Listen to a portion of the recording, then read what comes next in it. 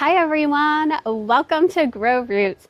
This is Shannon and welcome to my May 2026 backyard garden tour. Welcome everybody. If you are new to Grow Roots, thank you so much for joining me. I am so glad that you are here. I hope that you will hit that subscribe button. It helps me so very much. And again, I'm just so thankful that you found my channel, and I hope that you enjoyed today's video. I will be taking you all throughout my backyard gardens here in North Texas. I am in zone 8A and it is May and things are just looking amazing. It's hot already, which is typical for here in Texas, and I can't wait to show you everything that I have going on. All right, everybody, so here's just a brief overview of the garden spaces that we are going to be looking at today. Just welcome. I'm so glad that you're here, and I am going to start off with my shed garden bed today. This is the newest garden bed that I have in my backyard, and I designed it completely full of perennials that will do well here in Texas. So this is only about 7 months old, if you can believe it, and I cannot believe how it has grown in. So let's just get started at the very end and work our way over. At the end here, you can see this area is shaded a majority of the day. Well, with the exception of things that are just right up front here, those get actually part sun to full sun, surprisingly. But inside here is mostly the shade, and in there I have a Gatsby pink Oakleaf Hydrangea. It's just a baby, y'all, and here is the first bloom ever, I think. I got this little bitty thing as a quart size from Proven Winners Direct last year, July-ish. I don't recommend doing that when you're buying shrubs and things like that. I recommend getting a gallon or higher. It's tough to kind of get these guys to limp along, and at one point I thought I lost that Gatsby pink, but it's doing great now and it's growing so very quickly. And then it is just almost surrounded by blanket flower. This is actually probably 2 plants now because it has expanded itself. And I need to go in and probably cut this back just a little bit, or at least prop it up, because it's starting to flop a little bit. I don't really want that habit, but gosh, it looks amazing. Blanket flower is hands down like my longest blooming perennial in my garden, and those blooms are just absolutely spectacular. And I've just got more and more blooms coming all over the place. I have not deadheaded this guy at all. It could use a deadheading, but you don't have to deadhead it. It'll just keep blooming all season long, really until it freezes. It's so remarkable. And then I do have some Stella d'Oro daylilies. I have Stella d'Oro planted all throughout. This is kind of the part of the border of the garden, and then in front of the Stella d'Oro daylilies I have lemon ball sedum, and it's actually in flower right now. It's so beautiful. It's just this beautiful pop of chartreuse. I think every garden honestly needs a pop of chartreuse. It's proven itself to me here in this garden. It's what makes this garden like glow. It really does glow. I love the border of the Stella d'Oro daylilies with the lemon ball sedum, and the lemon ball sedum is growing in so nicely. You can't tell each individual plant from another really anymore. So it's gorgeous. I also have some Russian sage that is just beginning to bloom. It's fabulous. Looking so good with the blanket flower and the Stella d'Oros. I have an Alexandrina magnolia tree planted right behind in a pot, and it's doing really well. Again, it's a total little baby. I have Texas rock rose back here, super tough Texas native, and it is just doing awesome.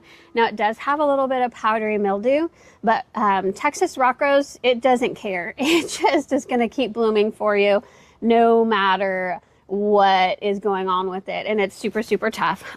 Give it an area that it has lots of space, because it's going to seed itself and it's going to spread for sure, but it's gorgeous. And then coming up in front of this is my Veronica.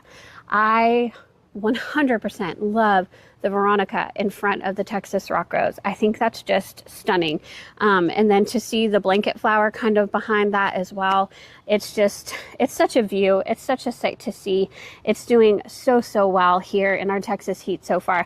And we have been hitting the 90s already in very early May. So all of these guys are just really doing well. I have some Shasta daisies right here. And swallowed up by the Shasta daisies already is Sweet William, and it is out of bloom now, but it really performed beautifully, gave us quite a bloom show this spring. And then coming over here, we have a little bit of things that are symmetrical. So the border's obviously symmetrical. I have another Shasta daisy that's doing very well here. That will bloom white blooms in summer. I keep waiting because honestly, I've never grown Shasta daisy before. It's obviously happy. Oh, that's fun. Did you all just see that green snake? Okay, not venomous, you guys. It's okay. He's not going to hurt me. I'm going to look up what is that. Oh, yeah. So here in Texas, we do definitely have the creepy crawlies. And so in the garden, I have to be very careful. But so far, I mean, I've been doing this for a while and I've been okay so far. But yeah, that's the first time a snake has been live on my garden tour. That's fun. And then right behind that, I have some Cheyenne Spirit Echinacea. I have 3 of them here. Just look at those gorgeous blooms. And they are doing quite well. And then I have some yarrow back here. This is Summer Pastels yarrow. And it is just taking off. It is beautiful. Don't get me wrong. And yarrow is a fabulous, this particular cultivar is not native to Texas, but yarrow, white yarrow, is native to Texas. It does very well in our summer heat, although it gets a little dramatic, I will say, in the heat of the day. But mine is definitely getting a little taller than it's supposed to already, and it's flopping. And I have heard that about yarrow. I just put a whole bunch of little garden stakes, you know, those round cages around that area. Otherwise, it'd be completely flopped over. I'm not sure that I'm going to keep yarrow there. I'm still on the fence about that, but it is looking lovely and beautiful. I do have some catmint that I just grew from seed. It's trying, but everything's kind of overtaking it right now. And that was just your regular catmint or Nepeta mucinii. And I'm hopeful that that will start blooming, though I don't know if they will bloom first year. And then I have some blue azuratum, which is an annual that's planted over here that's grown from seed. I winter sowed so many different varieties of things this year, you guys. I had 500 different plants. 225 of those actually went to members of my community as a giveaway for our landscape committee for our HOA. I'm the chair of that, and so we gave away a lot of plants to our neighbors to inspire them. And they were all Texas tough plants that I know will survive in their gardens. We've had amazing feedback about that, and that was just such a fun thing. But that's how I've grown all of these things, honestly. Let's see. There's a forget-me-not back there that has not bloomed. I have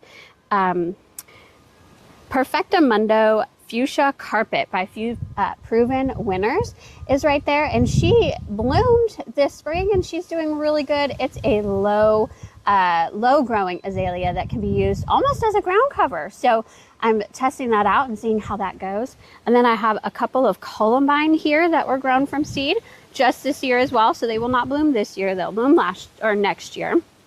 I have some dianthus, some dichondra that there was a pot that had dichondra in it. So it rooted itself, and I am welcoming that as a ground cover. I hope that it takes. I have a hydrangea back here that was a propagation. This is just your big leaf hydrangea. It's mostly shade in this area, so it will do quite well. And then I have a Proven Winners Paisley Pup Dog Hobble. And again, I got that as a quart size. I don't recommend it. I have babied this guy for sure. And there were like 3 different times I didn't think it was going to survive. And then it gave me new growth. it's on the struggle bus for sure. This is supposed to be like a 2 to 3 feet wide by 2 to 3 feet wide shrub, and it's not doing that.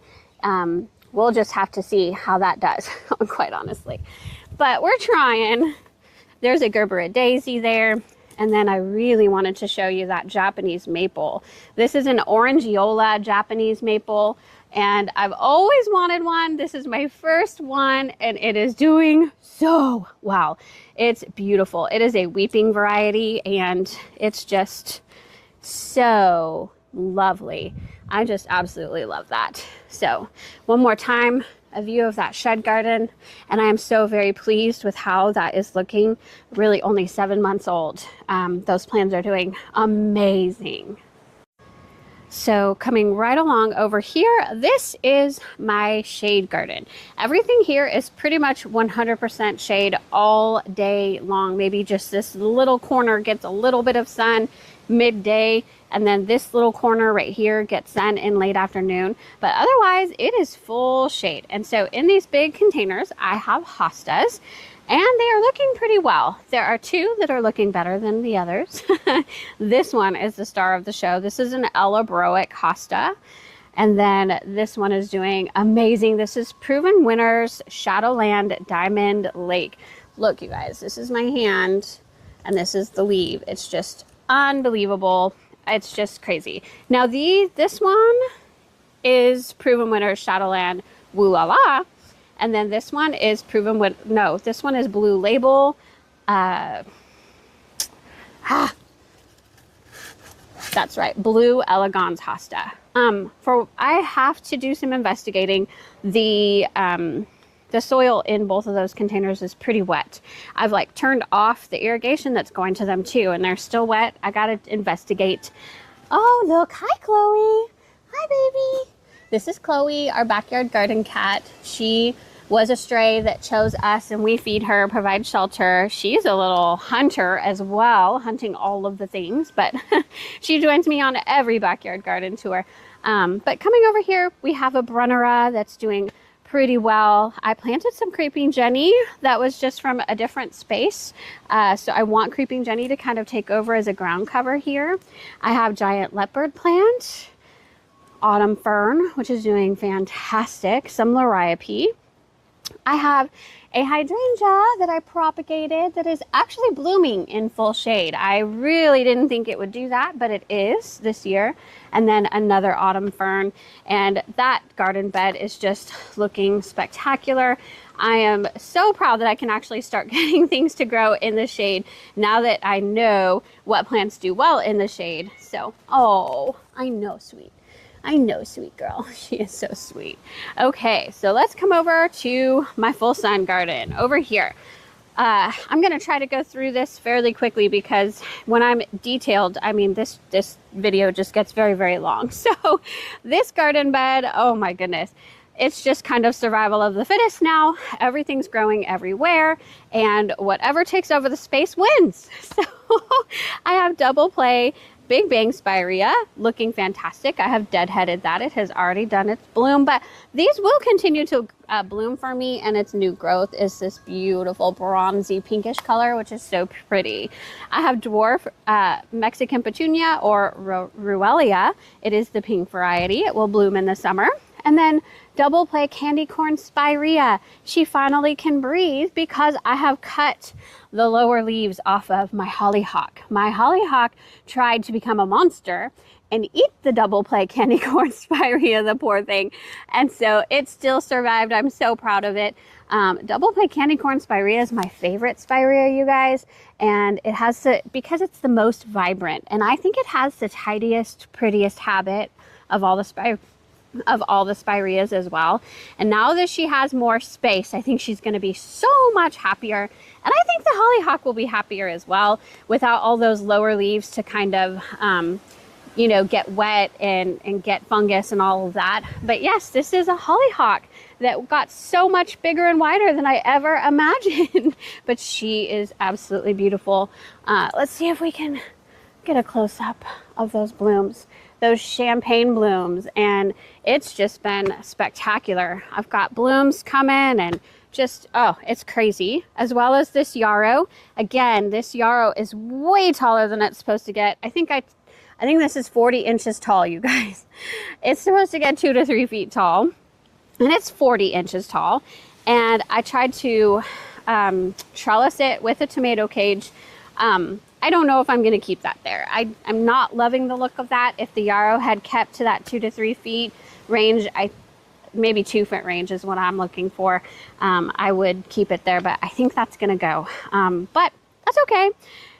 And then right here, so I have echinacea that's dotted all throughout. I have echinacea purpurea back there, and it is beginning to try to bloom back there. This one that is already blooming is probably one of my favorites. It is Sunseeker's Orange. And it's just the most striking fluorescent orange red you would ever see. And then if you're looking at some blue blooms down below, whoa, see if I could get it. This is my ground cover. It is called, let's see, Ceratostigma plumbaginoides. So it's hardy plumbago, also known as dwarf plumbago. And this is its 3rd year, and it is just taken over everywhere. There were only 2 or 3 of these plants here 3 years ago. And now they have completely become the ground cover. But I love them. They are true blue blooms. They don't take over. They're low enough to the ground, just barely even 3 to 6 inches tall. They're low enough to the ground that they don't, take over anything. They grow very nicely with their friends. Their friends are happy to have them. And I think that blue color complements everything I have in my garden. So I love this ground cover. Hardy plumbago, dwarf plumbago, or Ceratostigma plumbaginoides. Here is a powwow echinacea, also looking beautiful. Y'all are gonna see katydids and grasshoppers everywhere. They are trying to eat my garden, but I'm playing nice so far because it's still looking amazing. So there's another powwow echinacea that got a little bit taller. It's doing fabulous. Oh my goodness. And then this is a container, believe it or not. Right there, I'll have a container. The centerpiece of the container is a standard limelight hydrangea. I am training it to be a standard, which is why you see this cage. This is its 3rd year, forming the bottom base of that tree. And then down below, I have planted, what you're really seeing that has taken over is annual phlox varieties. So this is Sugar Star Phlox that my friend Kendall gave me. And they are stars of the show. Oh my goodness, they're just all over. They're lovely. And then this is I'm forgetting the name. It's a dwarf annual kind of phlox by Fairy Morse that I grew from seed. And it's coming in all of these varieties of colors. And it's absolutely striking. Like it's mixing with the yarrow back there. It's so lovely. There's Blue My Mind Evolvulus, lovely. And also, this is the Proven Winners, I believe it's Sparkling Rosé, if I'm not mistaken. Did I leave the plant tag in there? Yes. What is it? Sparkling Rose? Sparkling Rosé? Yes. Sparkling Rose, Rosé, however you pronounce that. But that is Proven Winners Super Bina there, and it's doing lovely. It's just it's getting overtaken by the phlox, but it doesn't mind. It's intermixing, and it's doing lovely. I love that. I have Buddy Purple Gomphrena right there, which I think is so lovely with the plumbago and the blue blooms of the evolvulus. And then let's see, I have some jasmine that's planted along the fence line there. I have some state fair zinnias down there. I think those are all state fair zinnias. I have a peony. Oh, look at this butterfly, y'all. I do have so many containers on my back porch. I will show you like a rundown of them all really briefly, but I will do a whole container garden tour to show you all of my containers. That is another Echinacea purpurea, which is the native variety of coneflower, and it just does amazing, you guys. It's just beginning. Actually, there are a couple blooms mixing with the zinnias back there. It's just, oh, it's looking so great.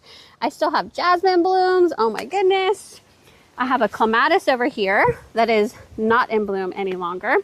Let's see, let me get back over there. Coming over to this side. All right, so over here, you're gonna see all kinds of things in containers in the garden.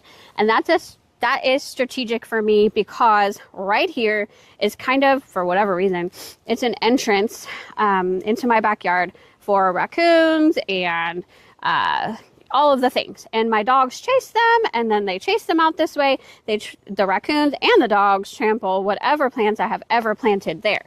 So my solution to this year is to plant them in pots so they don't get trampled. So they're doing well so far. I have a phlox. This is like Proven Winners Ultraviolet Pink or Opening Act Ultra Pink. I have another Russian sage there. I have a Rudbeckia that's just volunteer. Some strawberries growing back here because I have a strawberry planter.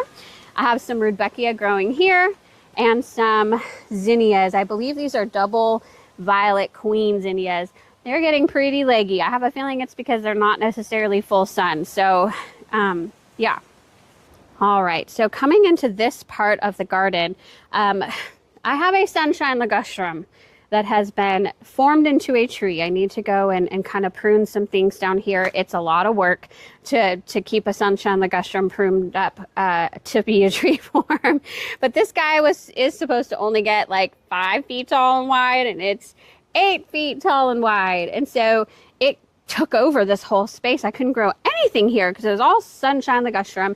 So I treated up, and now this is a shade area, but I still have had such a problem growing things down here. Like I said, because my dogs get down here, because the raccoons get down here, and it just has been a problem area. So I just came up with this concept of putting some more pots over here so I could grow some these are dragon wing bronze pink begonias. I have this plant in my front, on my front porch from last year, and it's spectacular. Like, it will grow huge. So I have those planted in these pots. I have some ajuga that I grew from seed, but there were 6 of these, and now there's only 4. Like, that one got trampled, that one got trampled. Just kind of the way of life when you have dogs and wildlife and all the things. I have more jasmine here. I have a Texas sage that gets way less sun than it wants, but it's actually performing fairly well this year. And then let's see if I can show you what's over here. We get a little more sun over here in this spot, but I put some dichondra right over there. I would love for that to be a ground cover. It will overwinter for us. I have some more Echinacea purpurea. That does not mind at all that it's in a shady environment. It's not as big, doesn't flower as well, but you can see it still flowers in the shade. This is a limelight hydrangea as well that it's kind of growing into. And is that limelight struggling? Is it on the struggle bus? I think it might be. It should be a lot more prolific than this. I'll show you some other limelights that are doing so much better. But like I said, it's in full shade. So over here, you're seeing these guys are a little bit wilted. It is 90 degrees outside midday when I'm filming this because it's the only time I can film.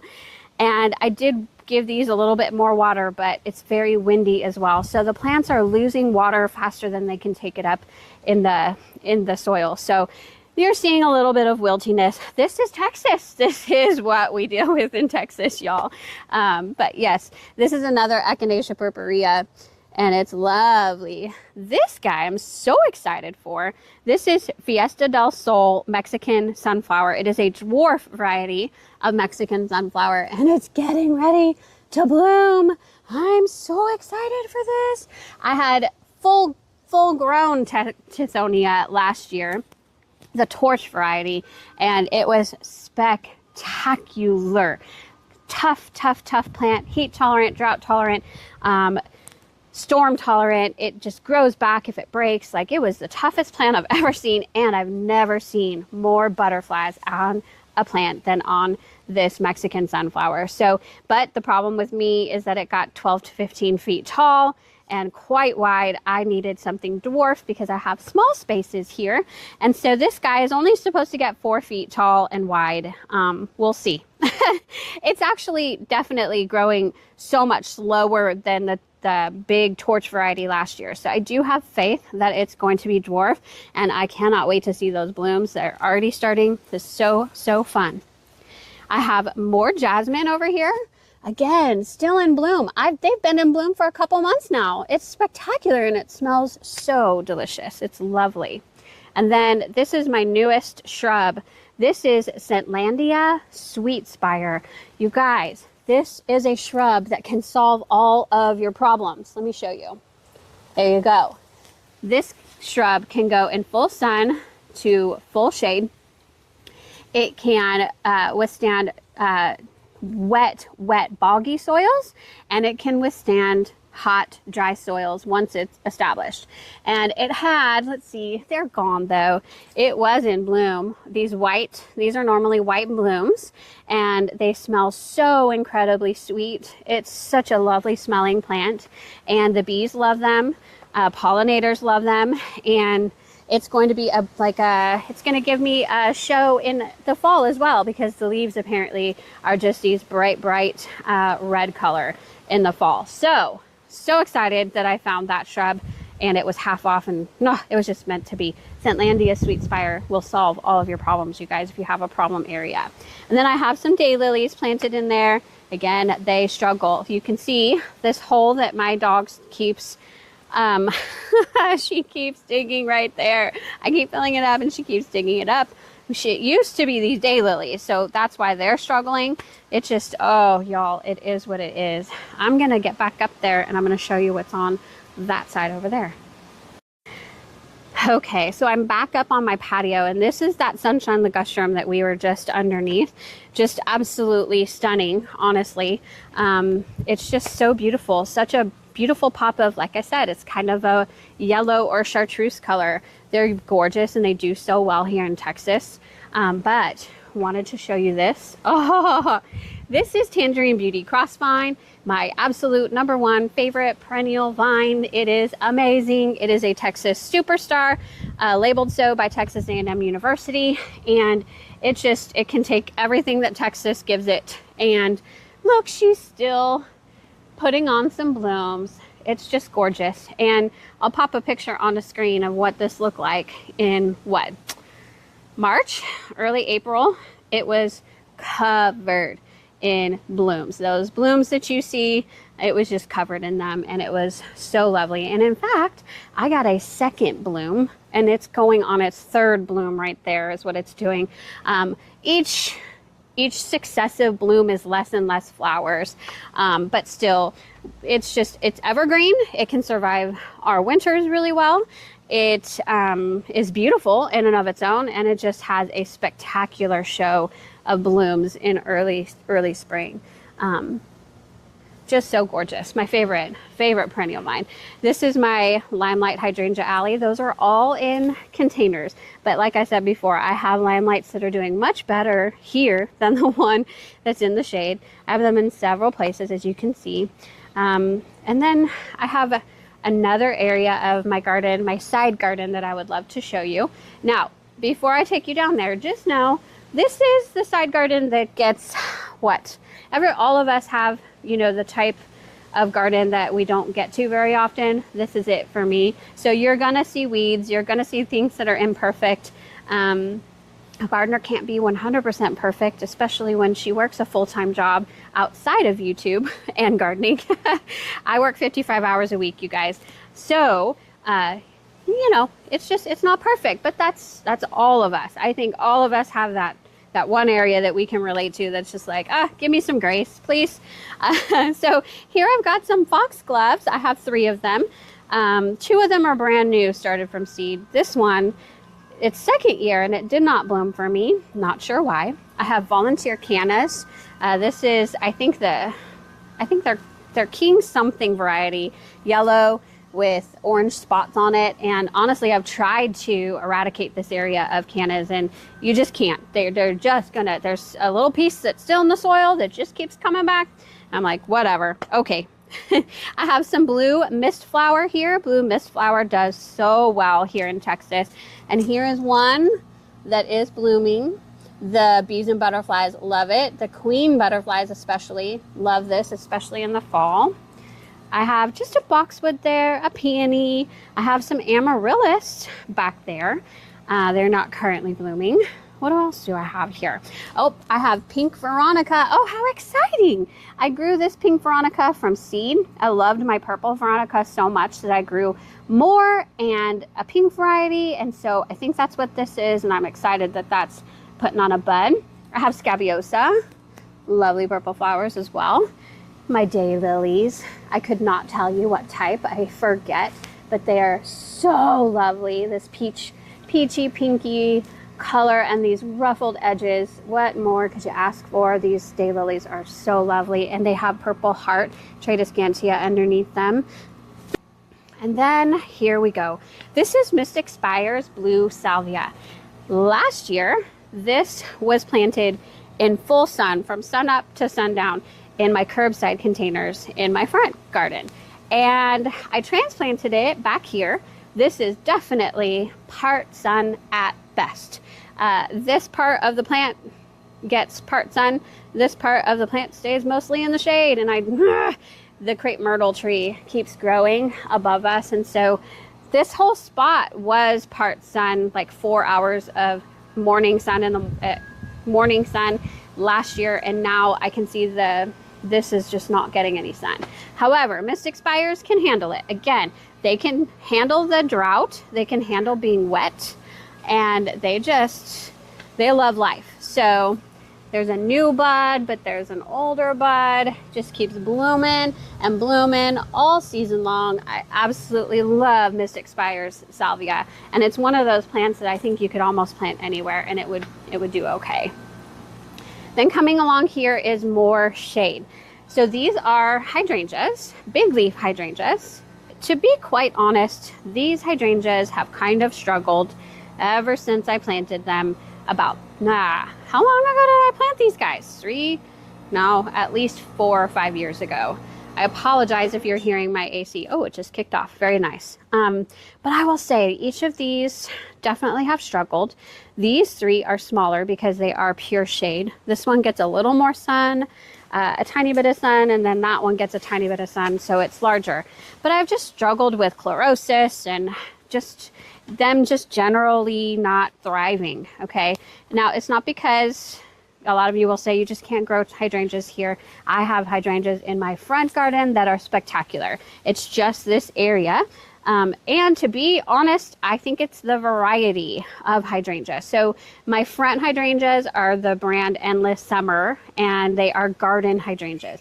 I've recently kind of learned these were picked up from Costco, like I said, 4 or 5 years ago. I recently learned that the varieties that you pick up at Costco, Sam's Club, these were $16 a piece, which I thought was a bargain. They're a florist variety. They're really never meant to be planted in the ground. They're meant to be in that container for one season only. And like I said, that's what florists will grow. So that kind of explains why they've struggled a little bit. They've never really been meant to grow in the ground. I have plans, y'all, and I have a big surprise hopefully coming in June that I'd love to tell you about as soon as I confirm the surprise. But these might just be replanted with a much better variety of hydrangea. Let's just say that. But it is going to be a really big surprise. I hope you guys will subscribe and tune in, especially the first couple weeks of June. I have a big announcement to make and very excited about it. And I'm just waiting to kind of really see this happen in order to announce it. So anyway, I have some heuchera. This is I want to say this is like a lime. It has lime in its name. It's a beautiful heuchera. This one is onyx. And then this one is Georgia peach.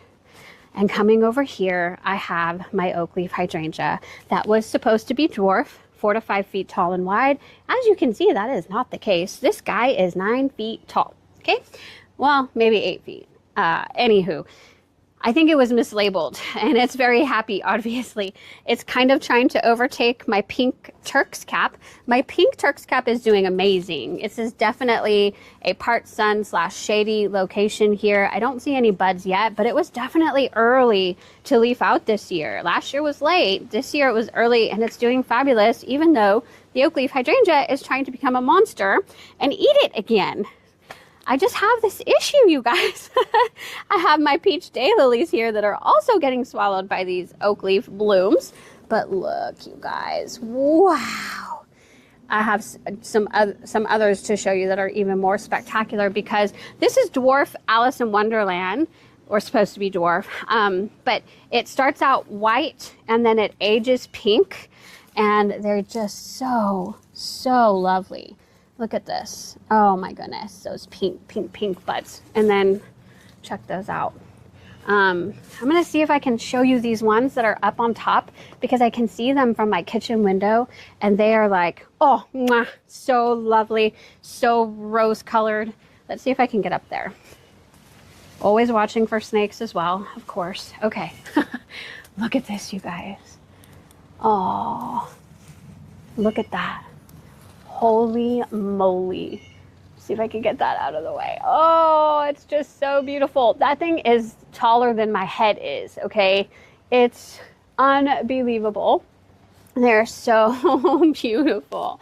I just love this so much. Oakleaf hydrangeas do very well here in Texas. They do prefer afternoon shade, for sure, and a part sun. Like 4 hours of sun, I think, is perfect for these guys. These guys get midday sun, and that's just perfect for them. However, once I've been able to enjoy these blooms and they will start to age a little bit brown, I'm going to trim this guy back before it sets its buds for next year, because it will grow on the old growth. This guy needs to be pruned back, this guy, and this big branch that's kind of overtaking this area. So all those like bottom ones need to be cut off, like everything from there down, so that I can keep all of that. And that will be just fine. And I'm sure it'll still try to overtake me next year too. But it's just spectacular. One of my favorite plants for sure. A statement in this backyard, and I can see it from the street, because over there, that's where the street is, and you can just, it's so tall now and so lovely and just striking that you can see it from the street. So there's just a couple of other things I'd love to show you. I'm going to show you a little bit of my containers. I will not go in detail at all. Wait for my container garden tour that should be out soon. And then my hanging planters as well, because they really do set this backyard so very well.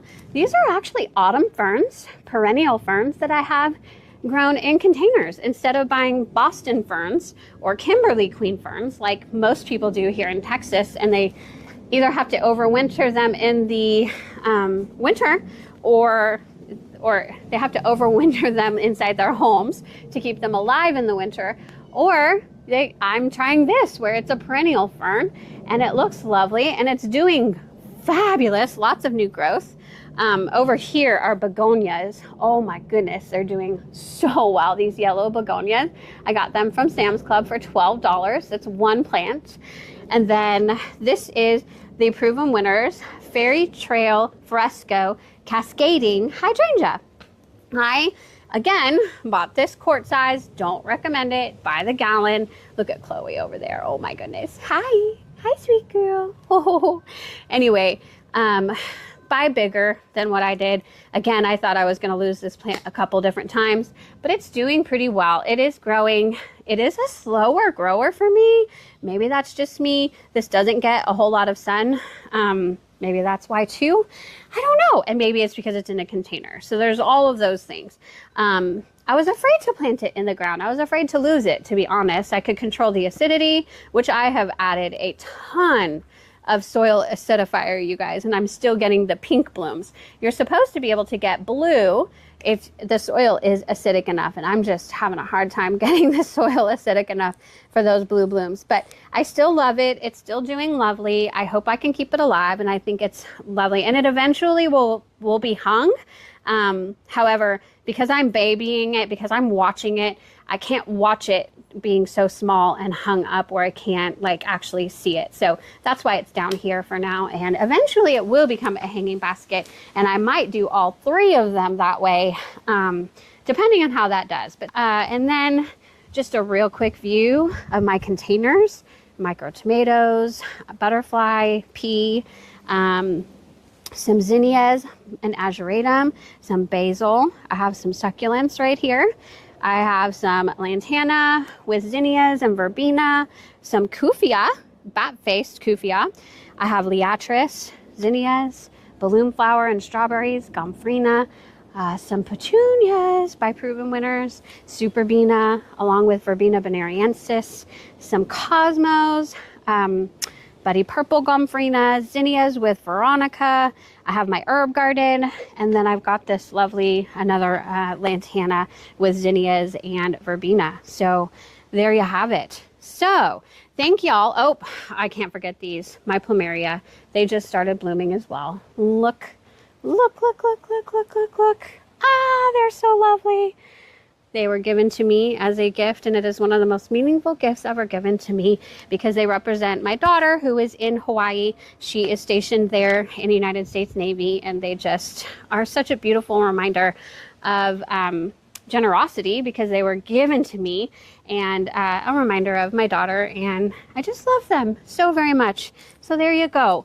I just want to thank all of you so much for watching today.